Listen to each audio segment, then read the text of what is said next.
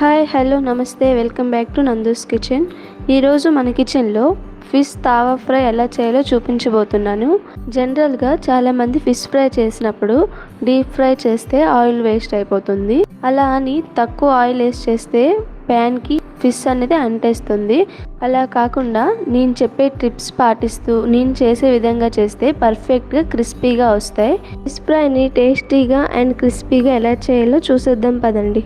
ముందుగా చేపలు మొత్తాన్ని మంచిగా క్లీన్ చేసేసుకొని ఒక మిక్సీ జార్లోకి తగినంత కారం, పసుపు, ధనియాల పొడి, మిరియాల పొడి, ఉప్పు, జీలకర్ర, సొంపు, గరం మసాలా, అల్లం వెల్లుల్లి పేస్ట్, కొద్దిగా నిమ్మరసం, ఒక పచ్చిమిరపకాయ, కొద్దిగా కరివేపాకు వేసేసుకొని మెత్తగా పేస్ట్ చేసేసుకోవాలి. గ్రైండ్ చేసుకున్న మసాలాని చేప ముక్కలు మొత్తానికి అప్లై చేసేసుకోవాలి. చేప ముక్కలకి బాగా పట్టినట్టు మసాలా మొత్తం అప్లై చేసుకున్న తర్వాత ఒక హాఫ్ అన్ అవర్ పాటు చేప ముక్కల్ని ఫ్రిడ్జ్లో పెట్టేసుకోవాలి. ఫ్రీజర్లో పెట్టి తీసేసుకున్న తర్వాత రూమ్ టెంపరేచర్లో ఉంచుకోవాలి. దీని వలన మనకి ఆయిల్ అనేది 2-3 స్పూన్సే ఖర్చు అవుతుంది. అలానే చేప ముక్కలు కూడా టేస్టీ అండ్ క్రిస్పీగా వస్తాయి. ఇప్పుడు ఒక ప్యాన్ తీసేసుకొని ప్యాన్లోకి ఆయిల్ వేసేసుకోవాలి.